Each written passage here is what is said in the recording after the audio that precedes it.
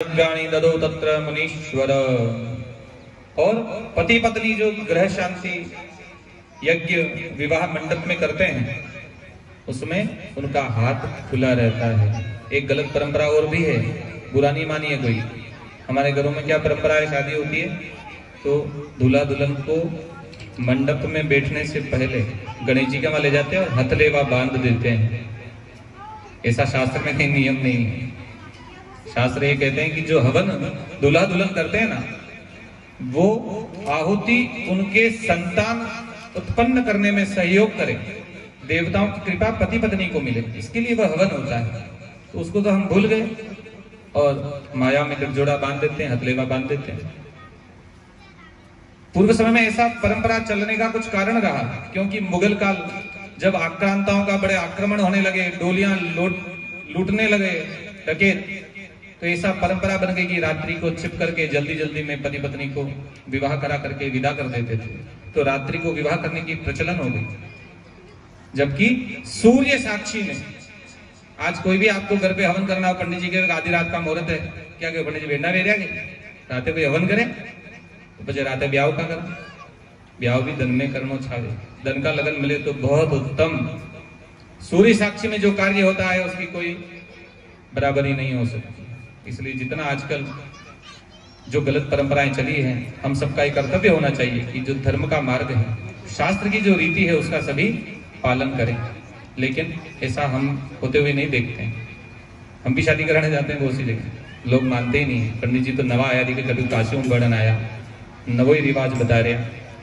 भाई हमारे कोई नुकसान नहीं है, पंडित जी को क्या नुकसान है? दक्षिणा देंगे, उनके घर चले जाएंगे, पति पत्नी जिंदगी भर लड़ते रहेंगे, झगड़ते रहेंगे, नुकसान किसका होगा? पति पत्नी का होगा। तो पंडित जी कोई बात कहें, कोई विद्वान शास्त्री कोई बात करे तो उसको मान लेना चाहिए, वहां विवाद नहीं करना चाहिए। भोले बाबा तो सदा भंग पिया करते हैं, भोले बाबा तो सदा भंग पिया करते हैं, और भंग के रंग में मस्त हो उमंग लिया करते हैं। अपने भक्तों को सदा संग दिया करते हैं, और दुष्ट पापी को सदा दंड दिया करते हैं। बम बम बोले, बम बम बोले, तेरा डमरू बोले, तुझे सांपों का कहना किसने पहना दिया। बम बम बोले, तेरा डमरू बोले, तुझे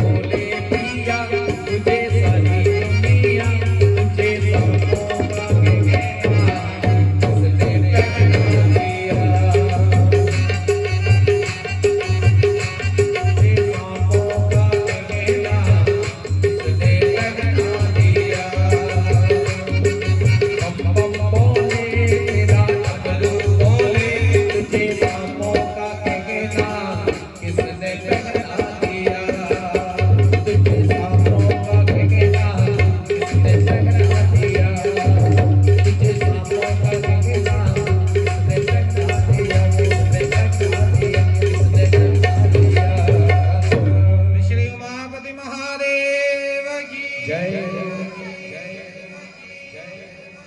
खूब आनंद से विवाह संपन्न हुआ। बाजहि बाजन विविध विधाना, सुमन वृष्टि नभ भई विदिनाना। भगवान ने पार्वती जी के मांग में सिंदूर भरी, नाना विधानि द्रव्याणि ददौ तत्र मुनीश्वर। दोनों ने मिल करके अग्नि में आहुतियां दी, अग्नि की परिक्रमा की, ध्रुव का दर्शन किया। जब विवाह होता है तब ध्रुव तारे को देखा जाता है कि ध्रुव तारा सदैव स्थिर रहता है उत्तर दिशा में। तो हम दोनों का जो संबंध है वह भी जन्म जन्मांतर तक स्थिर बना रहे। फिर उसके बाद सप्त वचन, 7 वचन पार्वती जी ने भगवान से कहा कि आप तो पहले विवाह कर चुके हैं, गृहस्थी में निवास आप अब नहीं करते हैं, सती का आपने परित्याग कर दिया, गृहस्थ का क्या धर्म होता है क्या नहीं होता है, कल मेरे साथ भी कुछ अमंगल ना हो। तो पहले से वचनों में भगवान को बांधना चाहती है पार्वती। आपने भी शादी की हो तो आपको भी 7 वचन सुनाए गए होंगे। तो यहाँ पर 7 वचन जो है दुल्हन दूल्हे से मांगती है। आपने भी वचन मांगे होंगे तो भूल भी गए होंगे कुछ लोग, वापिस से याद कर लो। तीर्थ व्रतोद्यापन यज्ञ कर्मा मया सहेवा प्रिय वर्ज्य कुरिया, कि आप सदैव धर्म के मार्ग पर चलेंगे। पहला वचन धर्म के लिए, धर्म के मार्ग पर चलेंगे और मुझे भी हमेशा साथ रखेंगे धर्म में, पुण्य में, परोपकार में, क्योंकि मैं आज से आपकी अर्धांगिनी हो जाऊंगा। तो मुझे हमेशा धर्म के मार्ग पर साथ लेकर के चलना आपका कर्तव्य है। यह वचन आपको मानना है। पहला वचन आपको भी अपने पति को याद दिलाना चाहिए कि हम धर्म के मार्ग पर चलें, साथ मिलकर के चलें। दूसरा, पूज्यो यथा सो पितरो ममापि दधेश भक्तो निज कर्म कुरिया, कि जैसे आपके तो माता पिता है ही नहीं, महादेव को कहा, किंतु मेरे तो माता पिता हैं, संबंधी हैं, परिवार है, कुटुंब है।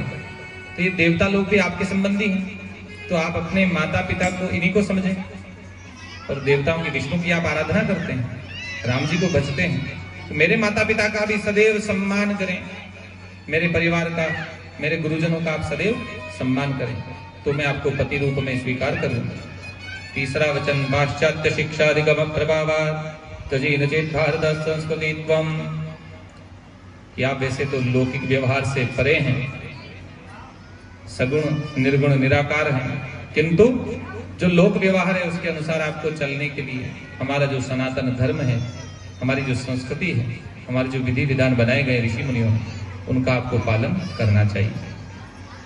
चौथा वचन, कुटुंब संपालन सर्वकारी, कि आप तो अकेले हैं, बस मरमाते हैं, श्मशान में समाधि लगा देते हैं, लेकिन आज आप 1 से 2 हो जाएंगे, गृहस्थी में प्रवेश करेंगे, कुटुंब को चलाने के लिए भी कुछ मेहनत करनी पड़ेगी, कुछ परिश्रम करना पड़ेगा, मेरे लिए ऐश्वर्य जुटाना होगा। 5वें वचन में कहती हैं, स्वसत्म कार्ये व्यवहार कर्म न्याये जये माम अभिमंत्रिये था। ये 5वां वचन बड़ा इंपॉर्टेंट है, सबसे ज्यादा जरूरी। सब गृहलक्ष्मियां ध्यान से सुन लो, अपने पति को जाकर के कह देना, 5वां वचन मांगा था तभी आपके घर में आई हूं पत्नी बन के। स्वसत्म कार्य, घर का जो भी हिसाब किताब, तिजोरी, लेन देन, पैसा, धन संपदा, सब मुझे संभला दो।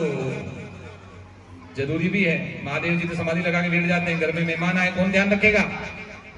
बार बार महादेव जी की समाधि थोड़ी भंग करेंगे, तो हर चीज का उनको पता होना चाहिए।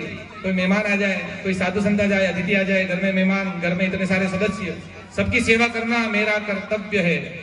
उसको समस्त कर्तव्य का पालन करने के लिए, सब व्यवस्था संभालने के लिए हर चीज की जानकारी मेरे हाथ में होनी चाहिए। ऐसा नहीं कि कब्जा करके बैठ जाए, मेहमान आए तो घर में बर्तन पटके, ऐसा नहीं। पति का आदेश नहीं हो तो भी साधु संत परिवार के जो सदस्य हैं उनकी सेवा करना पत्नी का परम कर्तव्य है। पति गलत रास्ते पर जाए तो उसको भी सही रास्ते पर लाना चाहिए। 6वां वचन, नमेरमानम सुविधे सखीनाम द्यूतम नवादुर्व्यसनम जजेष्टे, मेरा अपमान नहीं करोगे, कभी कोई दुर्व्यसन आप नहीं करोगे। और 7वां वचन, परस्त्रियम मातृ समाम समीक्ष्य, दूसरी स्त्री को हमेशा माता के समान समझोगे, मुझसे ही प्रेम करोगे तो मैं आपको पति रूप में स्वीकार करती हूँ। 7 वचन पार्वती जी ने शिव जी से मांगे तो सारे जो अन्य देवता विचार करने लगे, उठ उठ के जाने लगे कि ये तो बड़ा विचित्र कार्य हो गया। सृष्टि में सब लुगाइयों की चलेगी तो हमारा क्या काम? सब देवता उठ उठ के जाने लगे। अरे नहीं, महादेव ने कहा रुको, मैं भी एक वचन मांग लेता हूं। भाई सबको मिलजुल करके सृष्टि चलानी है, ऐसा नहीं केवल स्त्रियां ही चलाई, पति और पत्नी दोनों मिलकर के सृष्टि को चलाने के आधार हैं। तो पति भी ये कहते हैं, महादेव पार्वती से कहते हैं, मम वित्तम मम चित्तम मम वाचानुलोपये, जैसा मेरा घर है वैसे रहना है, तो चलो जैसा मेरा मन है वैसा आपका भी होना चाहिए। कोई भी काम करें परस्पर प्रेम होना चाहिए, दोनों में कोई दुश्मनी ऐसा नहीं हो कि जबरदस्ती काम कराना पड़ रहा है। प्रेम से कार्य करें। हमारे घर में कोई जो भी बड़े हैं उनकी सेवा करें, छोटों से प्रेम करें। जितने भी परिवार के सदस्य हैं उनकी सेवा करना तुम्हारा कर्तव्य है। ये दोनों वचन परस्पर मानते हैं और उसके बाद विवाह संपन्न होता है। वो सबको प्रणाम करते हैं, खूब आशीर्वाद लेते हैं। उसके बाद भोजन आदि, भोजन का समागम होता है, भोजन का उत्सव होता है। जैसे राम विवाह होता है उसमें भोजन बाद में हुआ था, विवाह के बाद। लेकिन यहाँ हिमाचल ने पहले ही रख दिया। सारे देवता तो विमानों में चढ़ चढ़ करके आ गए, जैसी शादी हुई देखी और चले जाएंगे। तो फिर शिव विवाह के अंदर भोजन पहले ही करवा दिया। और गालियां भी देते हैं, स्त्रियां गालियां सुनाती है ना, तो कहते हैं गणेश जी को भी गालियां सुनाई थी शिव विवाह में। गणेश जी आगे गए थे तो गणेश जी ने सारा भंडार खत्म कर दिया क्रोध में आकर के। तो गणेश जी को पुनः पूजन की और आशीर्वाद लिया कि आज से जो भी मंगल कार्य होगा उसमें सबसे पहले आपका पूजन करेंगे। तो गणेश जी प्रसन्न होते हैं और जो भी काम हम मंगल कार्य उत्सव घर में करते हैं, शादी हो, ब्याह हो, गृह प्रवेश हो, प्रतिष्ठा हो, आयोजन हो, कोई भी आयोजन होता है उसमें सबसे पहले गणेश जी का पूजन करते हैं। तो रिद्धि सिद्धि के सहित गणेश जी विराजमान होकर के समस्त भंडार को परिपूर्ण करते हैं। उसके बाद जब विदाई होने लगी उससे पहले पार्वती जी को मीना ने उपदेश दिया। हर माता अपनी पुत्री को उपदेश करती है कि तुम्हें ससुराल में जाकर के अच्छा काम करना है, दोनों कुलों का मान बढ़ाना तुम्हारे हाथ में है। करे हो सदा शंकर पद पूजा, नारी धर्मोपति देव न दूजा। सदैव तुम शंकर के ही चरणों की पूजा करना, तुम्हारा यही सबसे बड़ा धर्म है। इनके अलावा अन्य कहीं तुम्हारी शरण नहीं है। अहिल्या, द्रौपदी, तारा, कुंती, मंदोदरी तथा ये पंच कन्याएं हैं, सतियां हैं। 5 सतियां इस विश्व में कही जाती हैं, सृष्टि में उत्पन्न हुई थी। अहिल्या जो सबसे बड़ी पतिव्रता है, द्रौपदी जबकि उनके 5 पति हैं तथापि उनको पतिव्रता सती की श्रेणी में गिना जाता है। और तारा वाली की पत्नी, उसको भी सती मानते हैं। कुंती, उसको भी सती कहा है, पतिव्रता कहा है। और मंदोदरी रावण की पत्नी, जबकि वो राक्षस कुल में हुई, किंतु इनका जो पतिव्रत धर्म है यह सबसे विलक्षण था। जो भी इन 5 सतियों का निरंतर स्मरण करता है, दिन उठते ही प्रातःकालीन सतियों का, पतिव्रत धर्म का पालन करने वाली स्त्रियों का नाम लेता है, उसका सुहाग अमर रहता है, उसके घर में कभी क्लेश नहीं होता। पतिव्रत धर्म के आधार पर चलने के लिए शिक्षा मिलती है। सुखितम दुखितम वापि पतिमेकम न लंघयेद भर्ता देवो गुरु भर्ता धर्म तीर्थ प्रदानी च पतिव्रतायाश्चनो यत्र यत्र स्पृशेत भुवम। कि तुम्हारा चाहे सुख हो चाहे दुख हो, पति की आज्ञा को कभी उल्लंघन नहीं करना, ऐसा पार्वती जी को मीना उपदेश करती है। तुम्हारे लिए यही पति ही परमेश्वर है, यही तुम्हारा गुरु है, यही तुम्हारा धर्म है, और पति के चरणों में ही तुम्हारे समस्त तीर्थ हैं। और जो प्रतिव्रता है उस स्त्री के चरण जिस जिस भूमि पर पड़ते हैं वह भूमि पवित्र हो जाती है। ऐसा भी महात्म्य बतलाया है। केवल ऐसा नहीं कि पति की सेवा ही करना स्त्री का धर्म है, लेकिन वह स्त्री जहां कहीं भी जाएगी उस घर को भी तीर्थ रूप बना देती है और घर की शोभा गृहिणी से होती है। कोई ये नहीं कहता है कि आदमी घर की शोभा है, नहीं, स्त्री घर की शोभा है।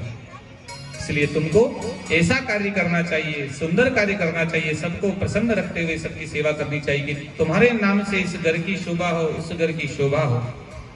जगदम्बा महिषित्वम शिवः साक्षात् पतिव्रता, तव स्मरण तो नार्यो भवन्ति ही पतिव्रता।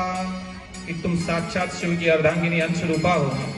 जो भी तुम्हारा नाम स्मरण करेगा उसे भी पतिव्रत धर्म का पूरा पुण्य प्राप्त होगा। इसीलिए हम गौरी व्रत करती हैं कन्याएं। गौरी व्रत की महिमा इसीलिए है कि जो पार्वती जी की आराधना करती हैं उसे पति सुंदर मिलता है, सुशील मिलता है। ससुर सास ससुर गुरु सेवा करे पति रूप की आयुष अनिरु। सास ससुर की सेवा करना, बड़ों की सम्मान करना, सेवा करना और पति को ही सदैव अपना गुरु मानना। इस प्रकार से खूब उपदेश पार्वती जी को मीना ने किए हैं। और उसके बाद विदाई का समय आ गया।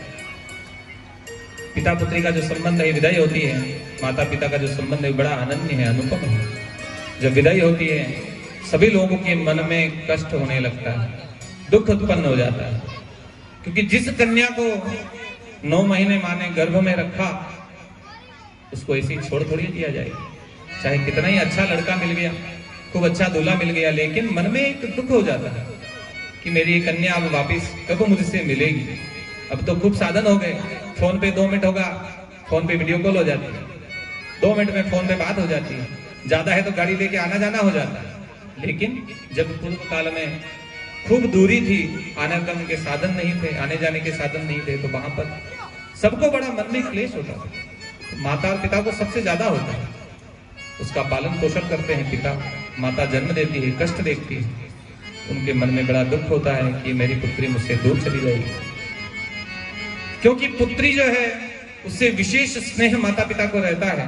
पुत्र तो कुछ काम करे नहीं करे तो भी चल जाता है, लेकिन पुत्री यदि घर में काम करना छोड़ दे तो उस घर में अस्तता व्यस्तता हो जाती है, सब सामान इधर उधर हो जाता है। घर में यदि और किसी को पता है माता पिता के अलावा या माता के अलावा कि घर में कौन सा सामान कहाँ रखा है, तो वह सिर्फ उस घर की बेटी को पता रहता है कि कहाँ क्या चीज रखी है, कितना घर में राशन पड़ा है। बेटे को ध्यान नहीं रहता है। बेटे को पूछो तो मुझे क्या पता, मम्मी से पूछ लो। घर में किसने भोजन किया नहीं किया, माता के बाद केवल पुत्री को ही ध्यान रहता है कि हाँ आज मेरे पिता ने भोजन किया, मेरे भाई ने भोजन किया कि नहीं किया, आज किसी का मन उदास तो नहीं है, किसी को कोई तकलीफ तो नहीं है। वही पुत्री सबसे पहले अपने पिता को पूछती है कि आपको क्या कष्ट है, मुझसे कहिए। ऐसी पुत्री को जब विदा करते हैं तो सबसे ज्यादा दुखी पिता होता है। पिता का मन यद्यपि सबसे कठोर है, पिता को कोई रोते हुए नहीं देखता, पिता सब प्रकार से कष्ट सहन कर लेता है, परिवार का पालन पोषण करता है, लेकिन जब पुत्री विदा होती तब उसे सबसे ज्यादा कष्ट होता है। खुल करके रो भी नहीं सकता है क्योंकि पुरुष है, स्वभाव गुण है। तो इस प्रकार से खूब सबके मन में क्लेश उत्पन्न होने लगा। सभी को विदाई के उस क्षण में रोना आने लगा। सारी जो उनकी सखियां थी, माता पिता हैं, उनके जितने मित्र हैं, सखा हैं, बंधु हैं, सब रोने लगे। क्योंकि पुत्री सेवा करती है। पुत्र क्या काम करता है? एक ही काम है पुत्र का, तो जब मर जाओगे ना तब स्मशान में आके चिता में सबसे पहले आग कौन लगाएगा? पुत्र लगाएगा। पुत्र लगाएगा ना कि कोई दूसरा आके लगाएगा? ये पुत्र है कि आग लगाएगा हमारे शरीर को। और पुत्री क्या करेगी?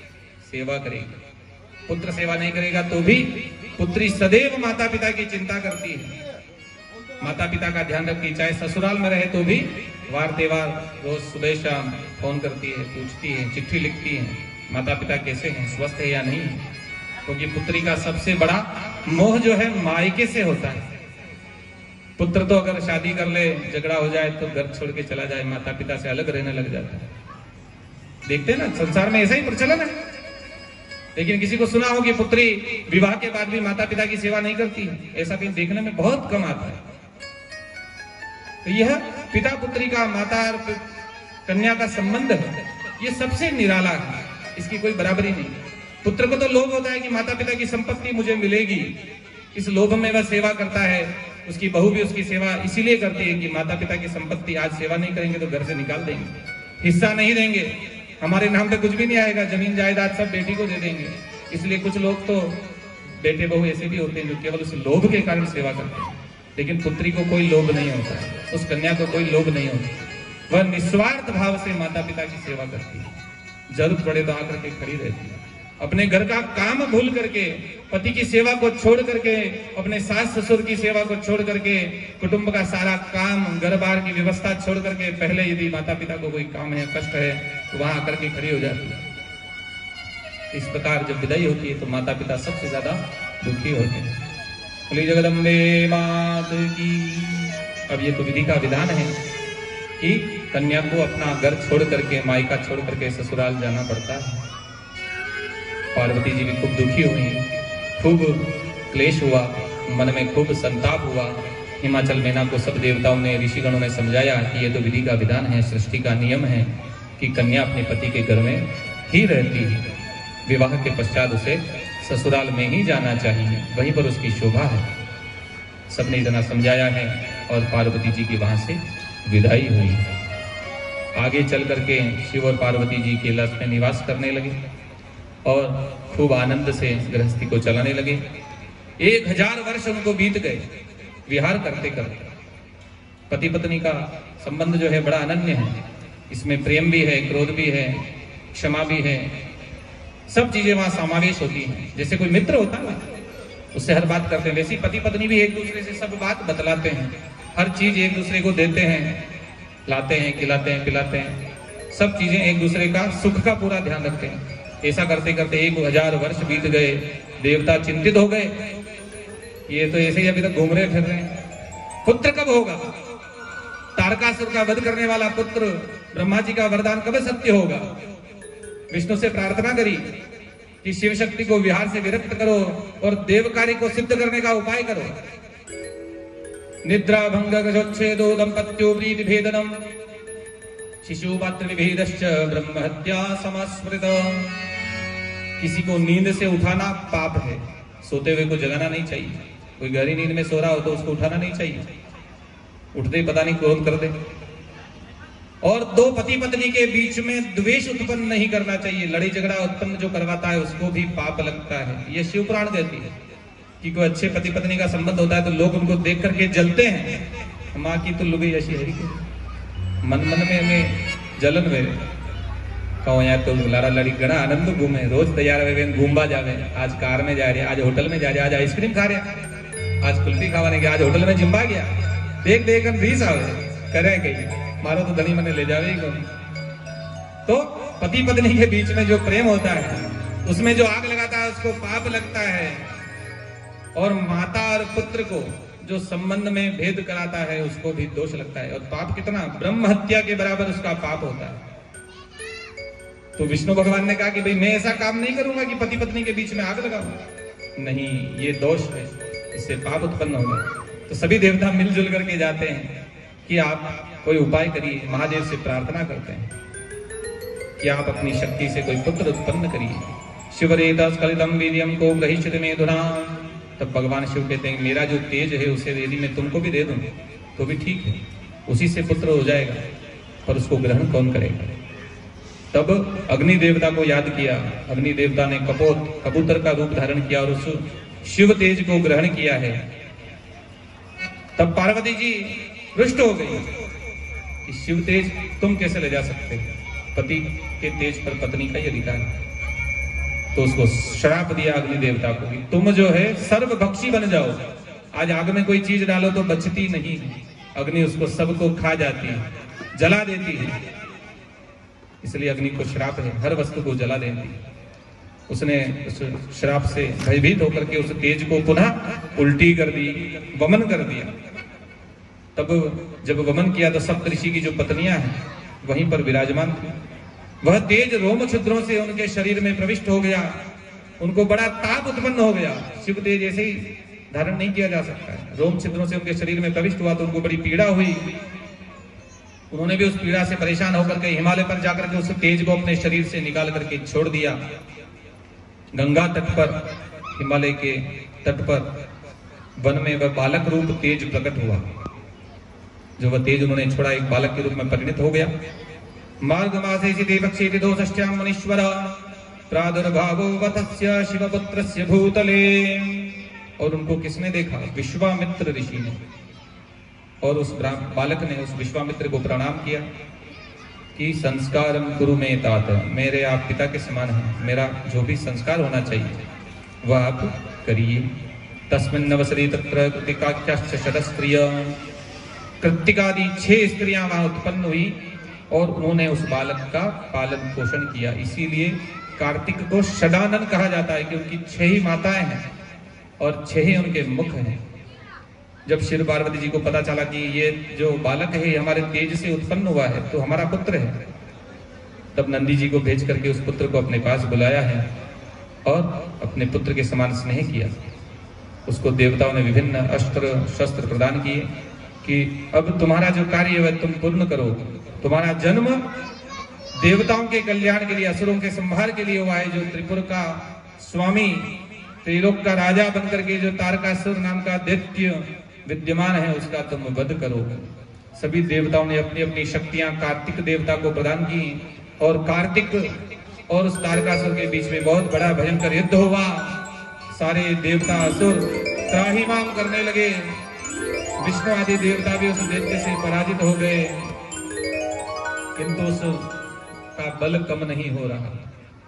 तब कार्तिक ने अपने शस्त्र से उस तारकासुर का वध कर दिया। कुमारेण हता सोदी वीरस खलुदारक लजं विजोच तत्रैव सर्वेषां पश्यतो मुने। कार्तिक ने उस राक्षस का जैसे ही वध किया, उसके शरीर से जो तेज निकला वह शिव में समा गया, क्योंकि वह शिव का ही स्वरूप मानता। बोले सदा शिव भगवान की।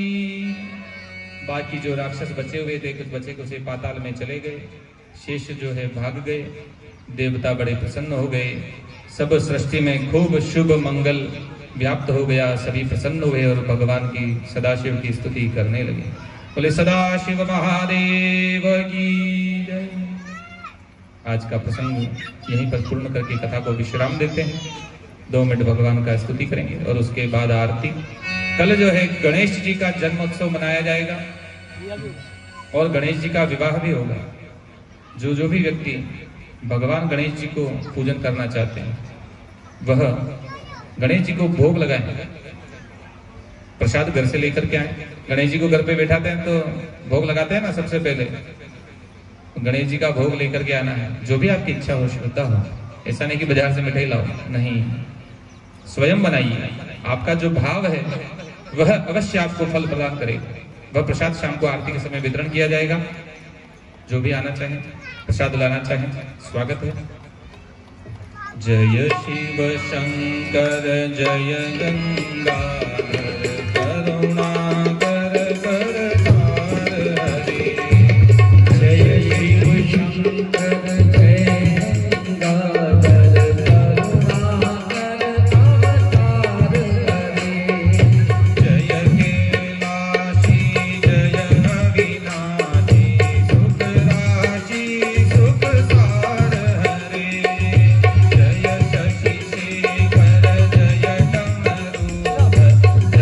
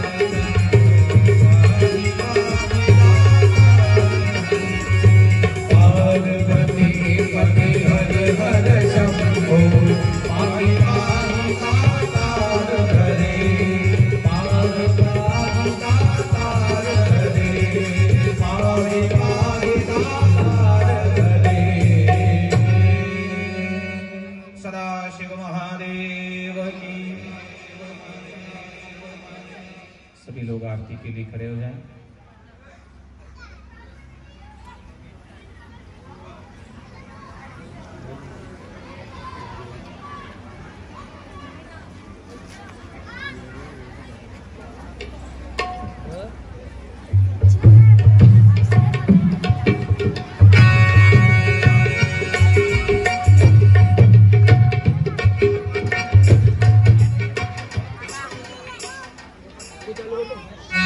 कर्पूर गौरम करुणावतारम संसार सारम भुजगेन्द्रहारम सदा वसंतम हृदयारविन्दे अहं भवानी सहितं नमामि। आरती करो हरि हर की करो